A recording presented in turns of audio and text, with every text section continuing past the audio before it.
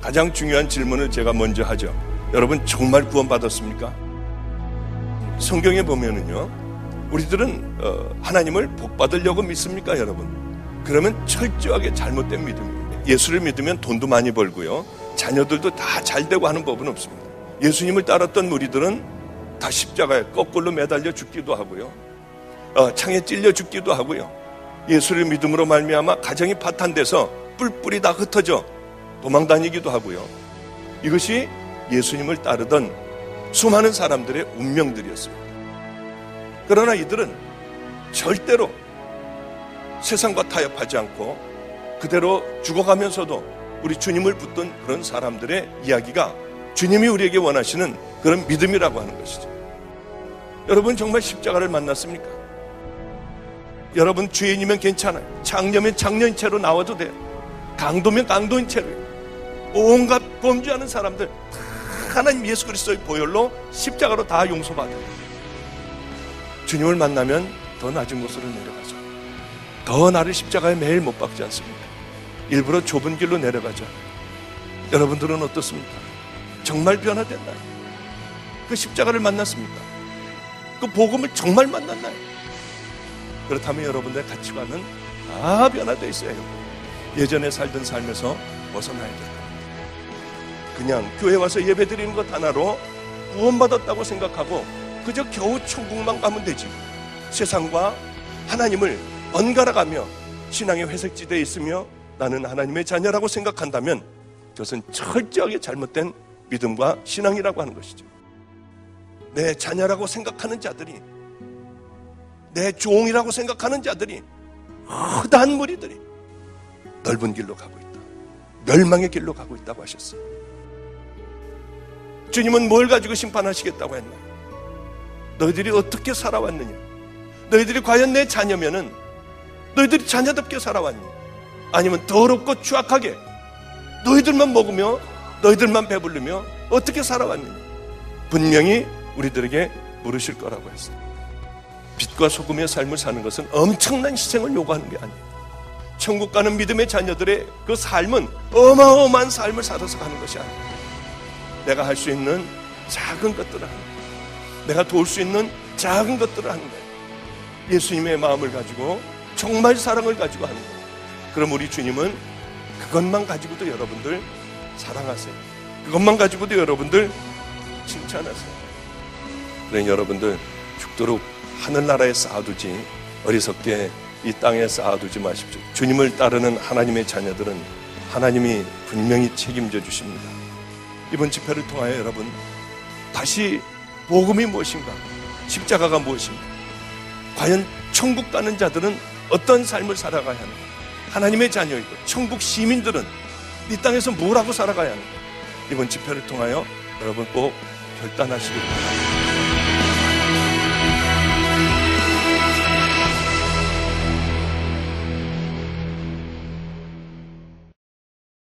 할렐루야. 이 시간도 주님이 말씀하시고 주님이 영광 받아주시는 그 은혜의 시간, 구원의 시간 되기를 주님의 이름으로 축복합니다. 방주교회를 섬기고 다락방을 섬기는 교육자들은 항상 긴장 상태, 부담감을 가지고 삽니다. 어제 한 교육자와 얘기하고 있는데 그 방주교회 그 한 주간의 일정표에 내 이름이 딱 올라가면 그 순간부터 비상이 걸린다는 거예요. 얼마나 긴장이 되는데, 얼마나 긴장이 되는지 내일 오전 예배 혹시 예배가 있다가 하면요 밤새 잠을 못 잔대요. 그러면서 잠깐 얘기를 나누는데, 목사님 제가 어제 말씀을 준비하기 위해서 하루 종일 기도하고 묵상하고 준비하고 잠자리 들었는데 자다가 3번 깼습니다.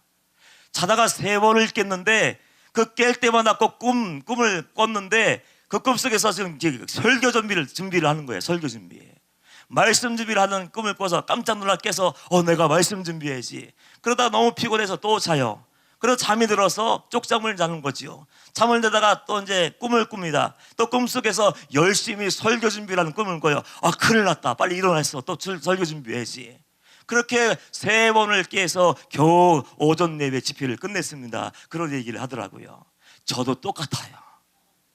갑자기 여유 잡고 있으면 이상해요. 이제 내 일정이 다 끝나고 야 좀 여유 좀 잡고 좀 쉬어야지 하고 있으면 영락없이 전화벨이 울려요.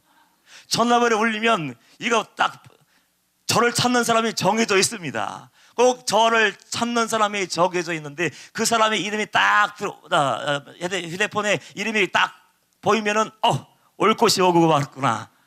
영락 없어요. 이거 벌써 나는 또 뭔가 또 내가 원하지 않는 연락이 온 거야. 하고서 받기 싫은데 안 받으면 안 되잖아요. 그래서 받으면 목사님 큰일 났사옵니다. 뭐가 큰일 난데 목사님 금요철에 또 올라가셔야 됩니다. 그래서 또 허둥지둥 또 말씀을 준비하고 이렇게 올라오는 거예요.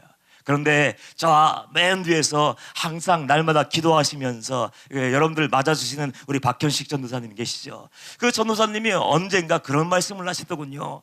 제 마음을 거룩한 부담감을 이제 아셨는지 제 얼굴을 싹 한번 쳐다보면서 이렇게 말씀하셨어요. 아이고 목사님 걱정하지 마세요. 걱정하지 마세요. 그러면서 내가 우리 할아버지한테 우리 아버지에게, 하늘에 계신 아버지예요. 죄송해요. 하늘에 계신 우리 아버지에게 물어봤는데 괜찮대. 뭐가 괜찮아요? 한 대기 또 해도 된대.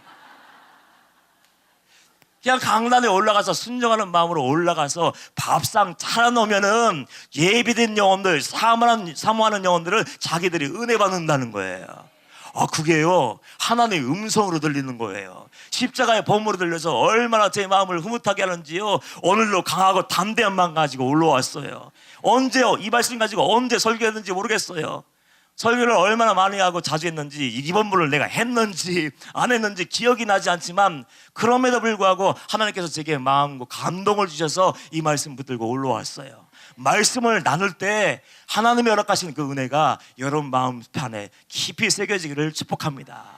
여러분 눈치 채신 분들은 아마 눈치를 챘겠지만은 저는 이 자리에 올라올 때마다 제가 아주 열심히 힘을 다해서 최선을 다하는 부분이 있습니다. 말씀도 생명을 다해서 준비하고 짧은 시간이지만 그 말씀을 준비해서 올라와서 말씀 증거하지만 제가 신앙생활에서 사역에 있어서 가장 중요하게 여기는 것이 있어요. 여러분 그게 뭘까요?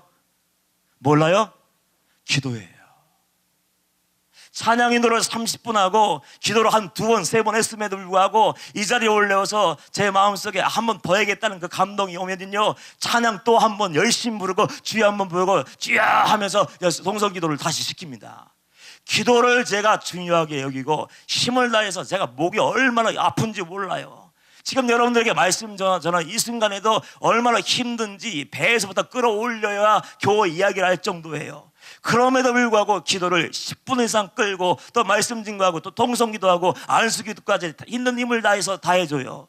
제가 왜 기도를 중요하게 여기는가? 기도하지 않으면 하나님의 사람은 하나님의 사람답게 살 수도 없고 믿음의 사람으로 세워질 수 없다는 것을 저는 분명히 압니다. 어제 말씀을 나누면서 베드로 사도의 마지막 권면에 대해서 이야기를 했어요. 여러분 깨어나십시오. 정신 차리고 일어나십시오. 그러면서 사도 베드로가 그 죄악에 빠져있는 그 세대 모태 신앙이 되어서 이제는 자연스럽게 성도가 되었고 말씀 듣고 예배했지만 아무런 복음의 능력도 없고 예수님도 체험하지 않고 그저 형식만 남아있고 적당히 세상과 타협하는 그 삶을 살고 있는 그 백성들에게 어떻게 얘기했습니까? 너희들 정신 차리고 깨어나야 돼. 지금이 어떤 시대인지 알아. 정교도의 신앙위에 세워졌던 그 미국이라는 나라가 동성애를 합법화시켰어. 남자가 결혼을 하고 여자가 결혼하고 하나님의 순리를 거스르고 영리 있어서 내어버려 두사 합당치 않은 모든 죄를 다 저지르고 있는 그 시대야. 누가 죄를 범하고 있습니까? 하나님의 이름을 알고 있는 사람들, 교회에 들어와서 신앙생활을 하고 있는 사람들 사이에도 얼마나 큰 죄가 있는지 몰라요. 여러분 제가 나열하면요 깜짝 놀랄 겁니다. 교회 안에서 이루어지는 모든 입에 담을 수 없는 그 많은 죄가 얼마나 많은지 몰라요. 그 죄에 빠져 있는 줄 모르고 그저 무늬만 교인인 삶을 살면서 구원받았다고 떠들고 다른 사람들, 구원받았다고 착각하면서 넓은 길 지옥으로 달려가고 있는 그 영혼들을 깨우기 위해서 베드로 사다가 입는 힘을 다해서 얘기한 거예요. 여러분 정신 차리고 깨어나십시오. 그러면서 어떻게 얘기합니까? 기도의 자리로 나가서 무릎 꿇고 기도하십시오. 베드로가 왜 기도할 것을 얘기했을까요? 정신줄 놓아버리고 죄에 푹 잠겨있는 그 영혼들에게 정신 차리고 깨어나서 기도의 자리로 갔다고 얘기했을까요? 베드로는 아픈 기억이 있는 거예요. 예수님이 겟세마네 동산에 올라가서 야, 나를 위해서 좀 기도해라. 내가 심히 고민해서 죽게 되었으니까 너희들 나를 위해서 1시 동안만 깨어서 기도해 줄 수 없겠니? 그렇게 부탁했는데 그 베드로를 비롯한 그 수혜자들은 어떻게 했습니까? 예수님이 땀방울이 핏방울이 될 정도로 그냥 있는 힘을 다해서 영혼을 담은 그 기도, 영혼을 위해서 십자가를 짊어져야 되는 그 사명을 감당하기 위해서 피눈물을 흘리면서 기도하는데 베드로는 자고 있었어요. 3번이나 자고 있었습니다. 기도에 실패했을 때 어떻게 됐습니까? 수제자였죠. 큰 형님이었죠. 호언장담하는 아주 배짱이 두둑한 베드로가 어떻게 했습니까? 주님이 감옥에 가신다면 저도 감옥에 갈게요. 주님이 죽는 자리 나가신다면 저도 죽을 거예요. 그렇게 한 예수님을 위해서 모든 것을 다 내어드릴 것 같이 큰 소리 뻥뻥 치던 큰 형님이요, 넘어지고 말았어요. 예수님을 부인하고 한 번도 부족해서 2번 부인하고 저주하고 욕하고 예수님을 지켜드리라 그때 내 믿음의 사람으로서 하나님의 사람으로서 당당하게 내가 주를 위해서 수고해야지, 주님을 위해서 순교해야지, 그렇게 해도 시원찮을 판에 그 베드로 형님은요 꼬랑지를 내린 강아지처럼요 도망가 버리고 말았어요. 아픈 기억이 있었기 때문에 기도하지 않으면 성도는 성도의 사명을 온전히 감당하지 못하고, 기도하지 않고 무릎 꿇지 않고 하나님의 때를 따라 돕는 은혜를 체험받지 않으면 그 어려운 시련이 나갈 때 견딜 수 없는 극한 박해를 당할 때 싸워서 승리할 수 없다는 것을 알기 때문에 베드로 사도는 기도할 것을 권면하고 있는 거예요.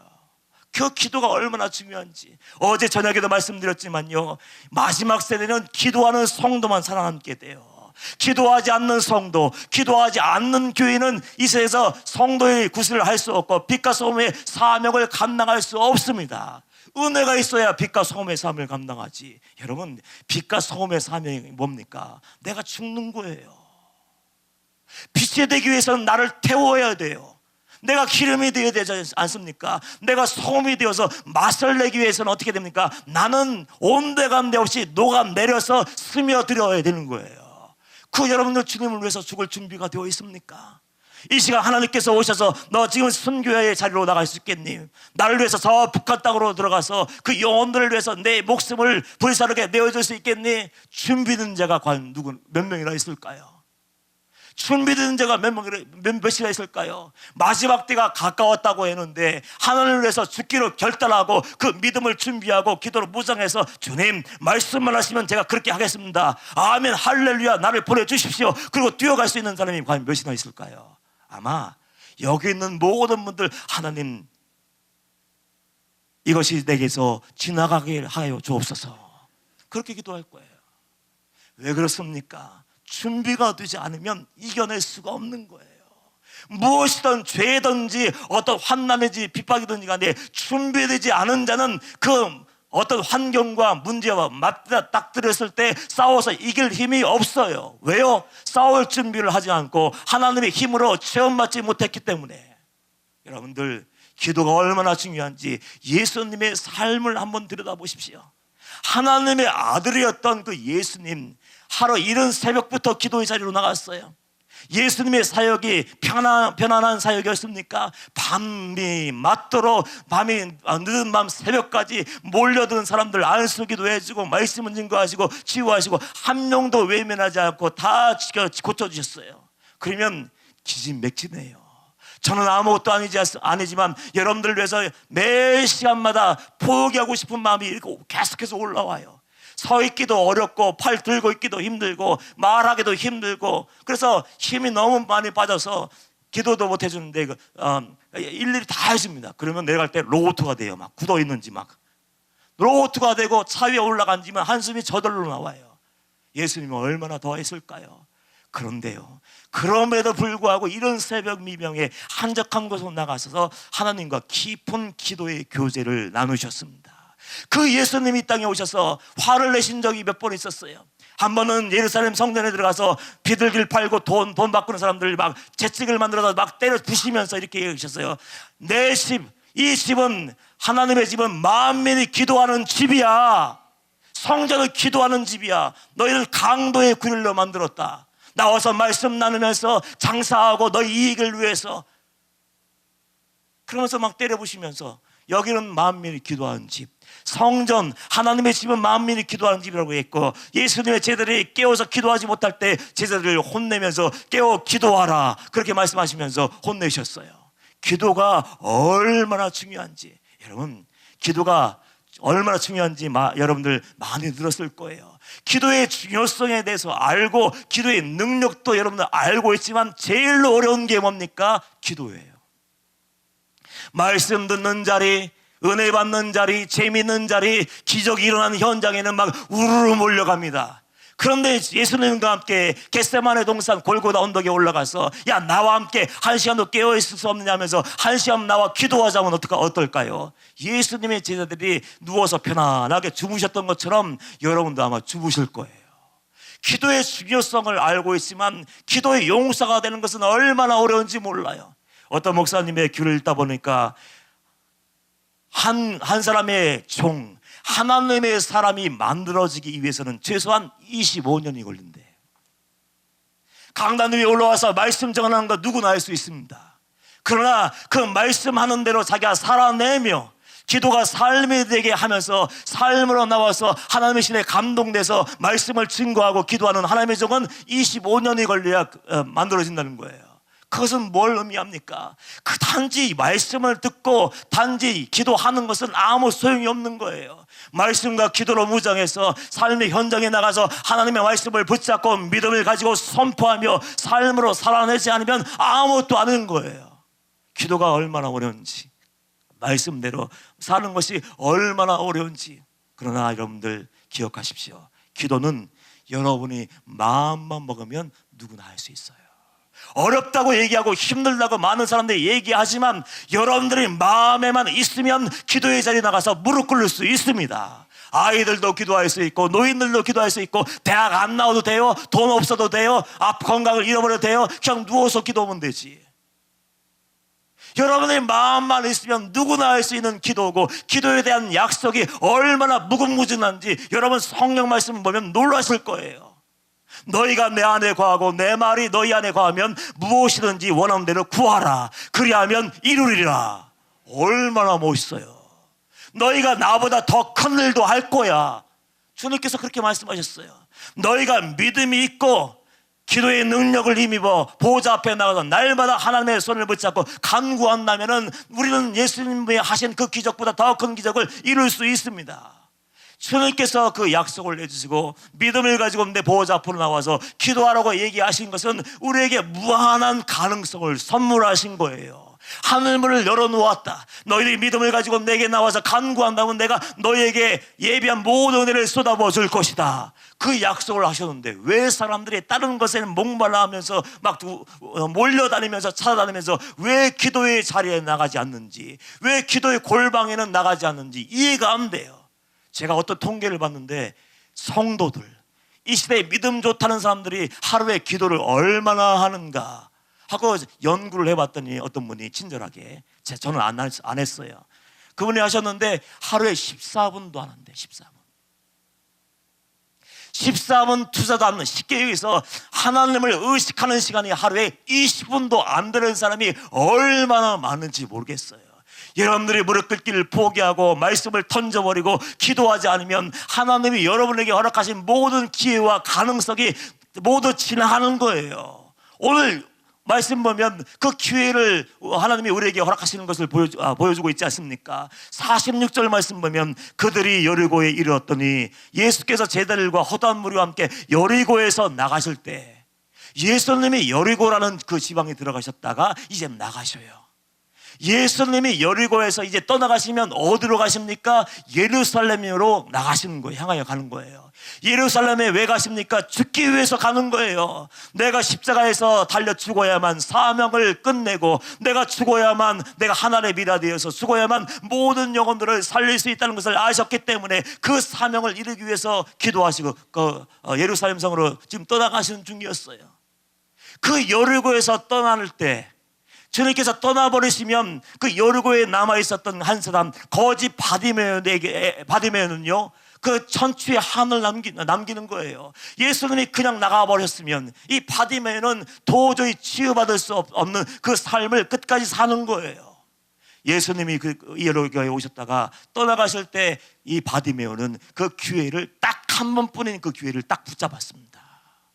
여러분, 우리는 알게 모르게 삶 가운데 하나님이 얼마나 많은 기회를 주시는지 몰라요. 말씀을 들려주시면서 깨닫게 하시고, 이웃을 통해서 여러 가지 사건을 통해서 우리에게 말씀하시고, 여러분과 함께 하시는 그 증거를 많이 보여주는데 우리가 그것을 캐치할 수 있는 믿음의 눈이 열려있지 않고 귀가 열려있지 않아요. 바디메오는 능력 있는 사람이었나 봐요. 예수님이 딱 한 번 왔다가 딱 지나가신 날은 소리를 딱 들었는데 그 한 번의 기회를 꽉 잡았습니다.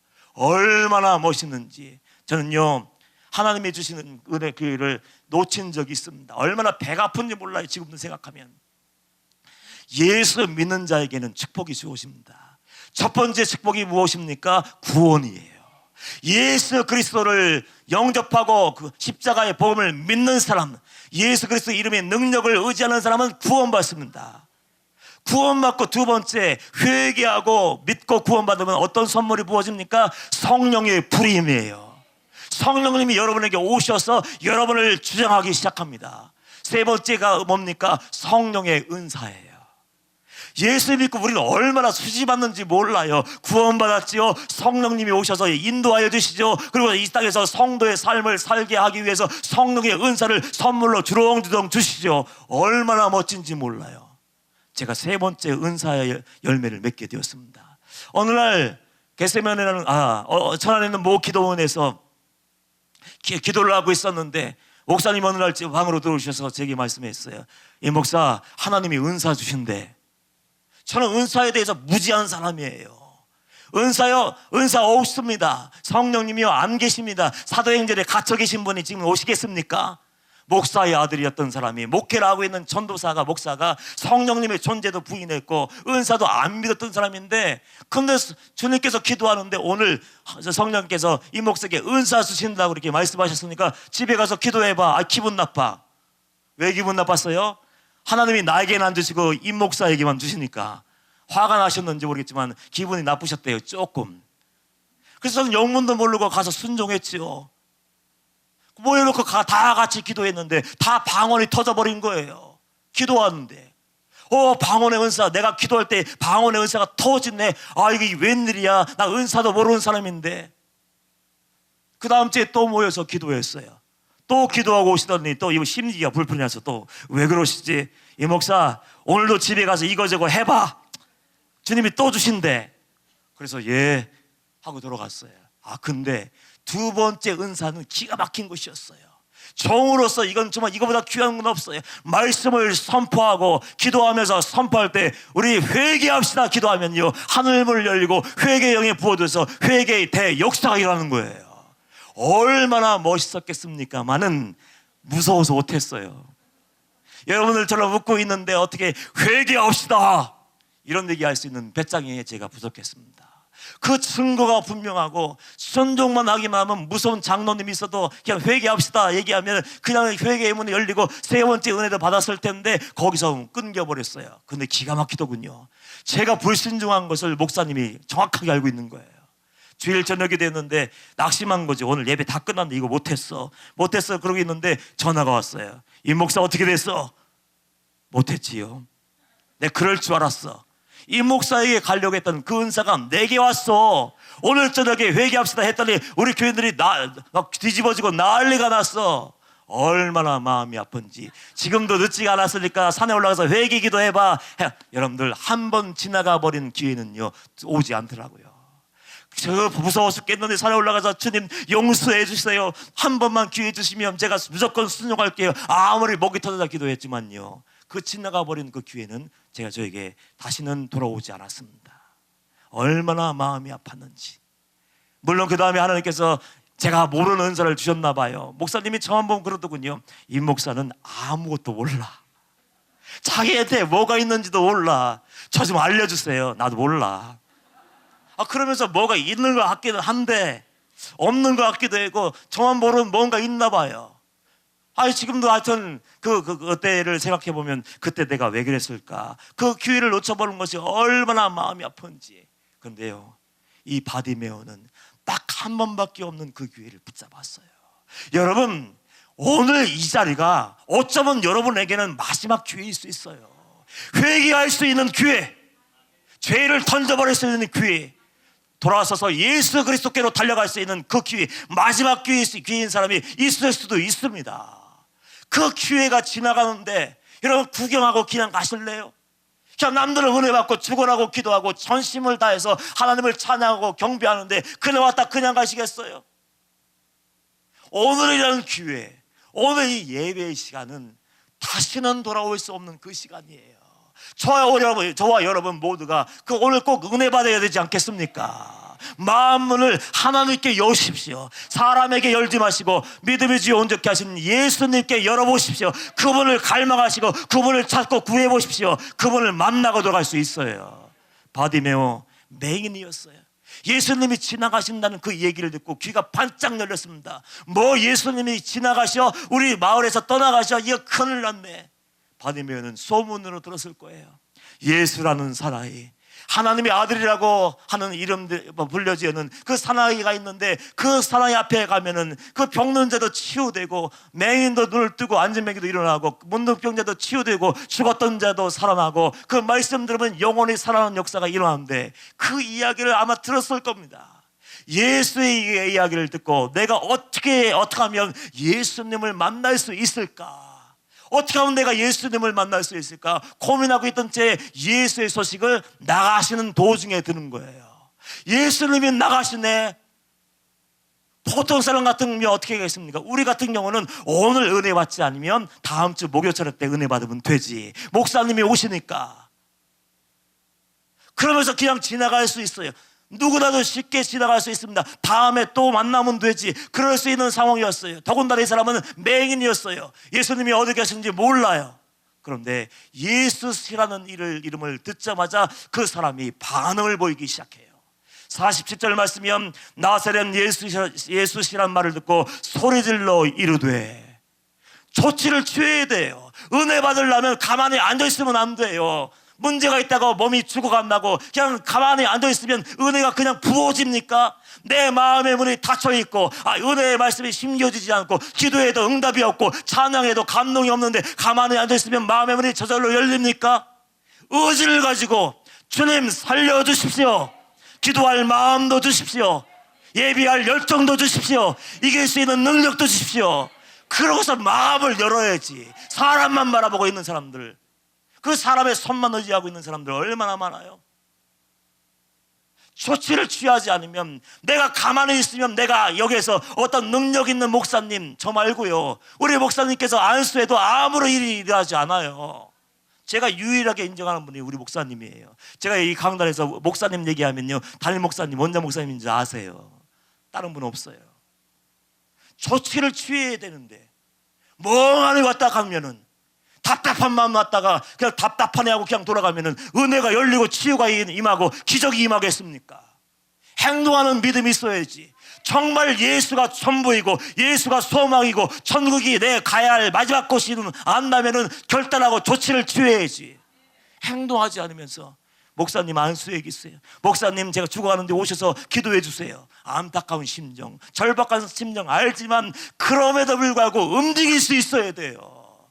맹인 거지 바디메오가 할 수 있는 것은 소리치는 것뿐이었어요. 할 수 있는 게 있습니까? 예수님이 이쪽에 계신지 이쪽에 계신지 어디 알아요? 예수님이 지나가신다 떠나가신다 이 얘기 듣자마자 자리에서 벌떡 일어나서 예수여 나를 불쌍히 여겨 주옵소서 부르짖기 시작하잖아요.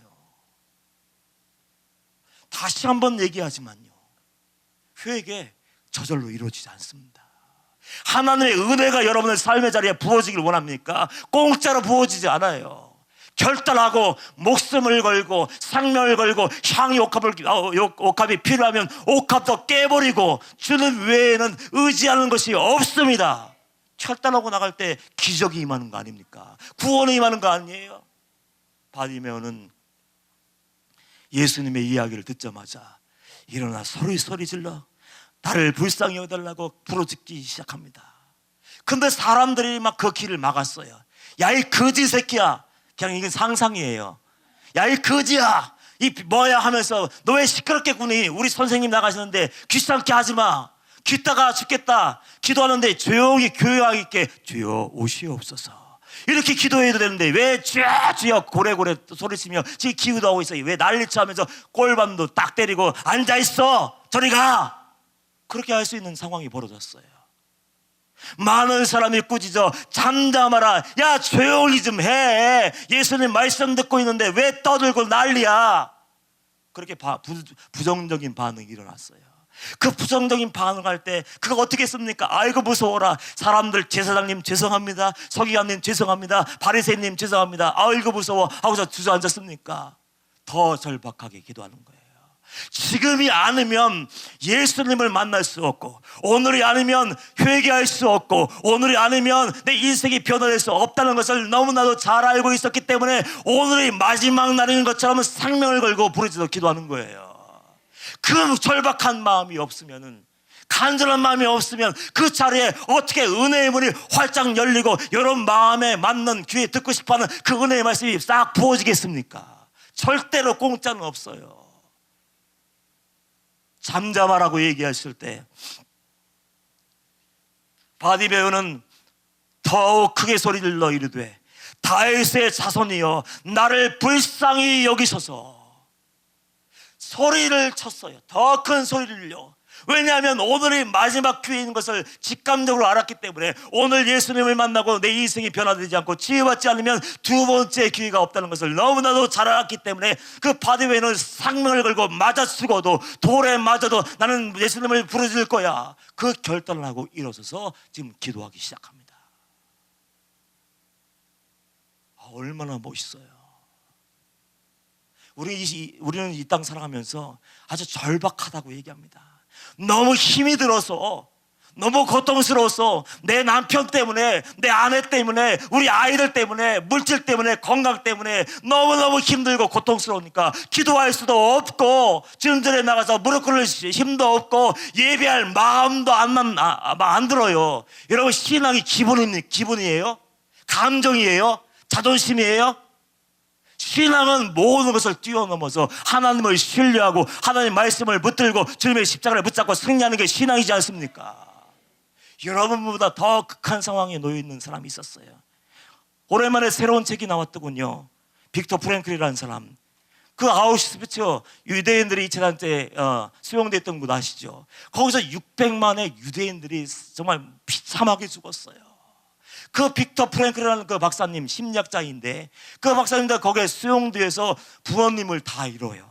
함께 갇혀있던 어머니가 어느 날 돌아가시고 아버지가 돌아가시고 사랑하는 아내마저 잃어버리고 그 가족들 모두를 다 잃어버리게 돼요. 살 소망이 단 1%도 존재하지 않는 그 공간에 있었는데 어느 날 제수복을 누가 갖다 주는데 그 제수복을 입으려고 하는데 제수복 속에 숨겨있는 쪽지 하나를 발견하게 됐어요.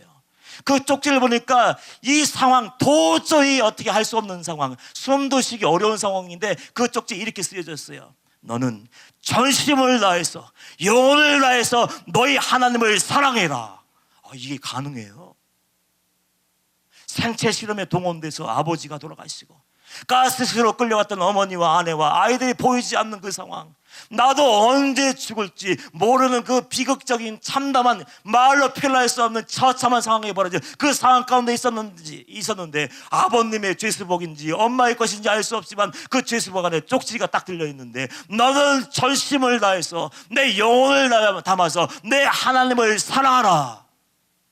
그래서 그 쪽지에 적혀있는 그 한마디 글을 보고 그래, 내가 오늘 죽는다 할지라도 하나님을 사랑해야지. 하나님을 바라봐야지. 사람들이 이 나치지요. 독일군들이 나의 모든 것을 다 빼앗아갈 수 있지만 내 신앙의 자유, 내 자유만은 뺏을 수 없지. 내 존엄성은 무너뜨릴 수가 없지. 나는 하나님의 사람이야. 사랑받는 사람이야. 그렇게 결단하고요. 물도 부족하고 모든 것이 부족한데 할 수만 있으면 청결을 유지했어요. 청결을 유지하고, 면도기도 없는데 깨진 병을 어떻게 구해서 그걸로 피가 나도록 면도를 하고 항상 막 몸을 깨끗게 했어요. 그 모습을 보았던 나치 군인들이요, 삶의 의지를 보고 남들과 다르게 청결한 그 모습을 보고 가스실에 끌어가려고 했다가도 너는 저리 가 있어. 그래서 살아남았다는 거예요. 도저히 하나님을 사랑하고 찬양할 수 없고 기도할 수 없는 그 상황인데 누군가가 쪽지를 보내줘서 너는 내 전심을 다하고 영혼을 다하고 하나님을 사랑해라. 기도할 수 없습니까? 그 사람보다 우리는 행복한 사람이에요. 정말 신앙이라면 기도할 수 없을 때 기도의 자리에 나가서 기도해야죠. 절망적일 때 신앙의 사람이라면 은혜의 보좌 옆에 나가서 예배할 수 있어야 되지 않습니까? 그것이 믿음의 사람의 모습이지 않아요. 하나님이 우리에게 감동하실 부분이 어디에 있습니까? 하나님이 우리에게 찾아오셔서 감동받으시는 분이 뭐예요? 여러분, 헌금했을 때요, 봉사했을 때요, 선교 갔다 와서 막 선교 보고 할 때요, 하나님은 여러분의 마음을 보시길 원하셔요.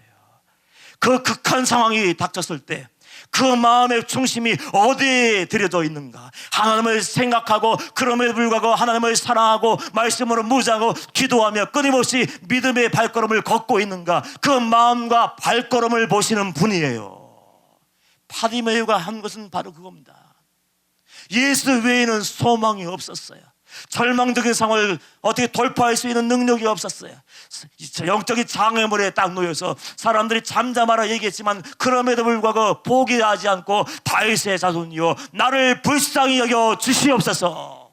그러고 날 때 예수님께서 발걸음을 멈추셨어요. 하나님을 감동시킬 수 있는 것은 우리의 믿음입니다. 행위보다 더 중요한 것은 여러분의 중심이 하나님께 드려졌는가, 그게 중요한 거예요. 다윗의 자손이여 나를 불쌍히 여기셔서 하는지라. 예수께서 49절 보십시오. 예수께서 머물러 서서 그를 부르라 하시니 그들이 그 맹인을 부르며 이르되 안심하고 일어나라. 예수님께서 떠나가시다가 계획이 없었어요. 바디메유를 만날 그런 타이밍이 아니었습니다. 그냥 묵묵히 예루살렘으로 가는 게 그물의 목적이었는데 그물의 발걸음을 멈추게 하는 감동적인 사건이 있었어요. 그 마음을 보시고 간절함을 보시고 믿음을 보시고 주님은 그 자리에 멈춰 섰습니다. 바디메유의 믿음이 얼마나 큰 믿음인지 여러분 몰라요.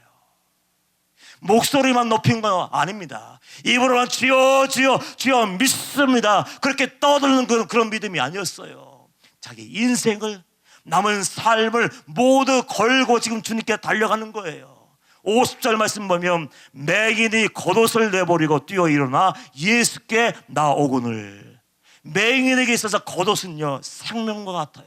그것은 구걸할 수 있는 허가장이 그 겉옷이었습니다. 너 이것을 깔고 구걸하면 내가 너를 살게 해줄게. 그 당국자들에게 그러니까 장애인 등록을 하는 것처럼 장애인 등록을 받고 그 겉옷을 받은 사람만이 자리를 깔고 앉아서 구걸할 수 있어요. 그것이 없는 사람이 구걸하면 혼날 수밖에 없는 거죠. 그런데 예수님께서 부르신다 한마디 듣자마자 자리에 벌떡 일었던 그 바디메유가 어떻게 합니까? 겉옷을 던져버렸어요. 어디 있는지 몰라요. 누가 주사가 버리고 대충 장님인 척하고 구걸하는데 쓸 수도 있어요. 어디로 날아가는지, 내가 어느 쪽으로 이걸 던져버리는지 생각지도 않고 예수님께서 부르신다 그 한마디 일어나서 던져버리고 달려가는 것은요 생명을 건 믿음이에요. 주님 외에는 소망이 없습니다. 그 믿음 얼마나 대단한데요. 여러분, 이 땅에 살면서 제가 안타까운 것이 뭔지 아십니까? 이 땅에 살면서 하루 더 살기 위해서 우리는 모든 걸 다 쏟아부어요. 하루만 더 살 수 있으면, 조금만 더 즐길 수 있으면 우리는 모든 가지고 있는 돈을 다 쏟아붓고요, 병원에서 치료받을 수 있는 치료받기 위해서 빚도 집니다. 대출도 받습니다. 모든 걸 다 투자해서 내 육신을 살리기 위해서, 육신의 안락함을 위해서 모든 걸 다 쏟아붓는데 내 영혼의 때를 위해서 준비하지 않는 사람들 얼마나 불쌍한지 몰라요. 우리의 믿음이요, 아무것도 아니더라고요. 정말 믿음 있다고, 믿음 좋은 사람이라고, 신령한 사람이라고 이렇게 쳐다보지만 그의 삶에 행동하는 모습을 보면 하나님 나라와 관계가 없고 영혼의 구원과도 관심이 없고 그저 무엇을 먹을까 마실까 입을까 여기에 머물러 있는 사람이 얼마나 많은지 몰라요. 정말로 주님을 원한다면요, 내가 의지하는 거 던져버려야 돼요. 한 부자 청년이 예수님께 나와서 물었습니다. 주여, 내가 어떻게 해야 영생을 얻을 수 있지요?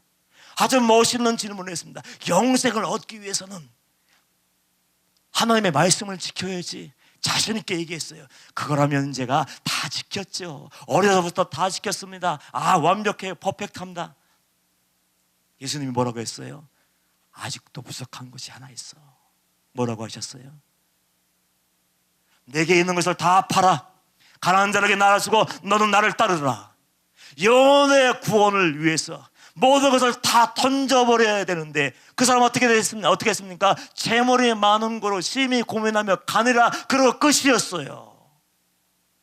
주님을 만나기를 원하고 구원받기를 원하고 하나님의 능력을 체험해서 치유되고 내 문제가 대해결되고 영적인 돌파, 인생의 돌파가 이루어지기를 원한다면 결단하셔야 돼요.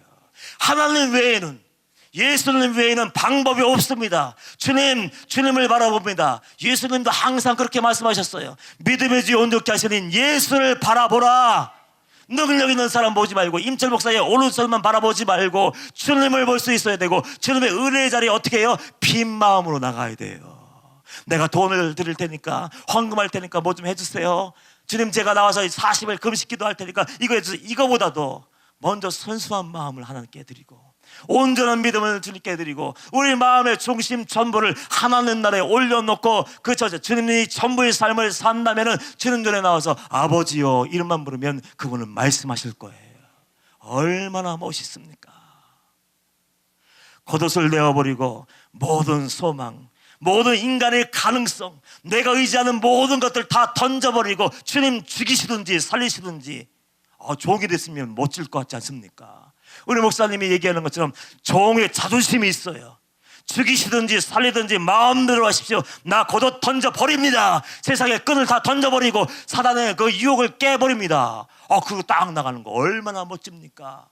이것이 성도의 삶이기를 축복합니다. 여러분의 참된 모습이기를 축복합니다. 그 멋진 용사의 기질이 우리 혈관 속에 흘러야 돼요. 던져버리고 나갈 때 예수님께서 물으시죠. 예수께서 이르시되 내게 무엇을 하여 주기를 원하느냐. 얼마나 멋져요. 내가 전심을 다해 주님 앞에 나가면 주님은 귀 기울여 주시고 말씀하시는 분이에요. 일방통행은 아무런 의미가 없는 거예요. 내가 주님께 나와서 물었다면 주님이 말씀하여 주셔야 되죠. 응답이 있어야 되죠. 하나님과 대화가 있어야 되지 않습니까? 그것이 자녀의 모습인데 음성이 안 들려요? 하나님의 말씀이 깨달아지지 않아요? 믿어지지 않아요? 그럼 두 가지예요. 하나님과 우리 사이를 가로막고 있는 죄가 있든지 하나님보다 더 사랑하고 의지하는 무엇인가 내겐 믿을 구석이 있다. 하나님이 응답하지 않아도 나는 돈이 있어, 친구가 있어, 뭐가 있어 하고 붙잡고 있는 사람은요 음성을 들을 수가 없는 거예요. 내게 무엇을 하여 주기를 원하느냐. 얘기하자마자 머뭇거리지 않아요. 목적이 분명해요. 여러분, 기도할 때 한 가지에 집중하기를 축복합니다. 여러 가지 중요한 거 많지만 제일 급한 거 우선순위 딱 놓고 주님, 솔직히 말씀드리는데 제가 치유받기 위해서 이 자리에 왔지만요, 솔직히 말씀드리면 주님 안 믿어요. 의심, 불신, 걱정, 염려가 있습니다. 그러면 그 문제부터 해결해야 되는 거 아닙니까? 그걸 떨쳐버리고 제가 예수님을 알게 해주세요. 회개의 문제가 해결되게 하시고 영혼의 문제, 구원의 문제가 먼저 해결되게 해주세요. 그 목적이 분명해야 돼요. 이것저것 기도하지 마시고 제일 중요한 것이 뭔지 여러분들 진단하시고 제일 먼저 믿음이 없으면 믿음 달라고, 예수님을 만나기를 원한다면 예수님 만나게 해서 내 의심이 다 사라지게 해달라고 기도하는 분명한 목적이 있어야 돼요. 아무런 목적 없이 왔다 갔다 하지 마시고 내가 예배해 드리는 목적, 내가 찬양하는 목적, 내가 기도하는 목적, 내가 살아가는 이유가 분명해야 되는 거예요. 그래야 예수님이 말씀하실 때 글쎄요 뭐가 필요하긴 필요한데 이러면 나 얼마나 당황스럽겠어요. 주님이 묻자마자 바디메오는 일생의 기도 제목, 분명한 목적을 가지고 얘기합니다. 선생님이여 보기를 원하나이다. 주님께서 또 뭐라고 얘기하셔요? 52절 말씀 보시면 예수께서 이르시되 가라 내 믿음이 너를 구원하였느니라. 얼마나 멋져요. 오늘 이 말씀이 저와 여러분의 말씀이 되기를 축복합니다. 가라 내 믿음이 너를 구원하였느니라. 내 소원대로 될지어다.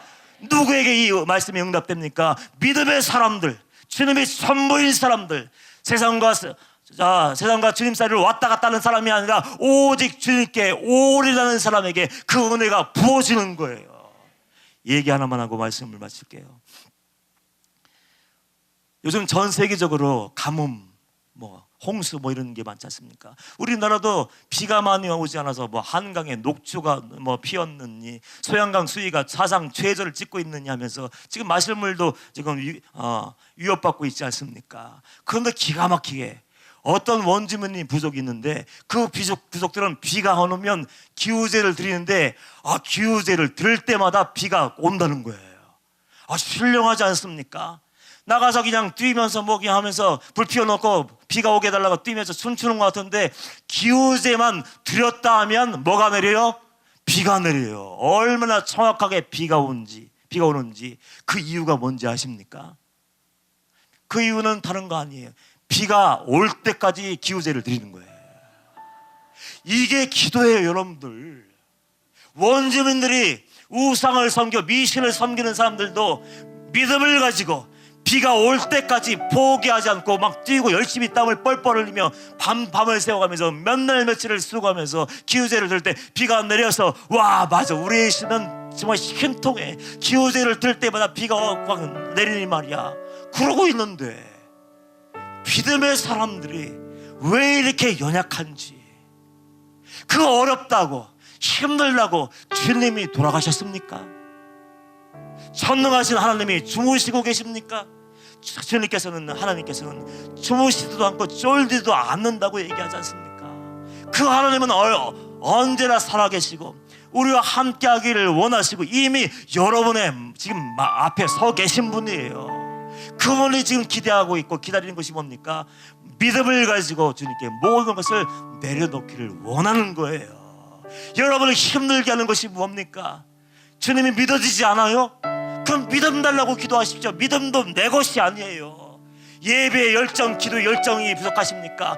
열정도 내 것이 아니에요. 성령님이 오셔야 뜨거운 열정이 타오를 거 아닙니까?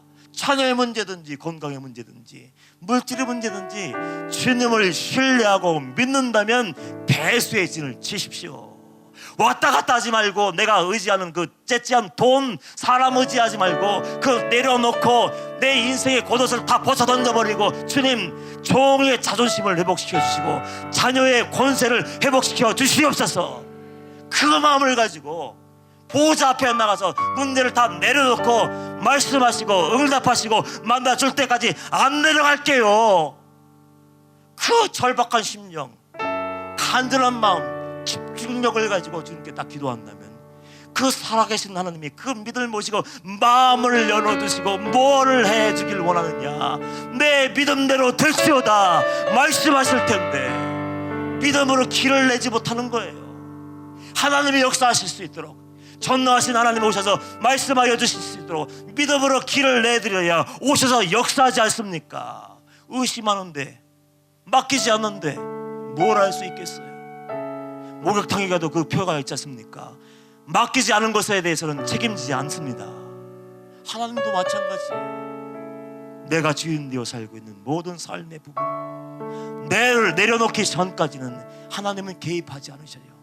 순수한 믿음을 가지고 온전한 마음을 주님께 드리고 하나님을 신뢰하는 거침없는 발걸음으로 주님 앞에 나와 딱 믿음으로 딱 내려놓지 않는 이상 하나님은 역사하지 않고 개입하지 않습니다. 여러분들, 여러분의 인생 속에 찾아오셨다가 오늘도 찾아오셨다가 지금 예수님이 이제 예배 끝날 때 됐어요. 이제 떠나가실 거예요. 아마 믿는 자를 보았느냐? 내가 올 때 믿는 자를 보겠느냐? 둘러봐도 믿음을 가지고 있는 사람들, 전심을 주님께 드리는 사람은 없어요. 거룩하게 살면서 하나님의 영광을 위해서 살아가는 사람이 없어요. 그러고 왔다가 그냥 가실 거 아니에요.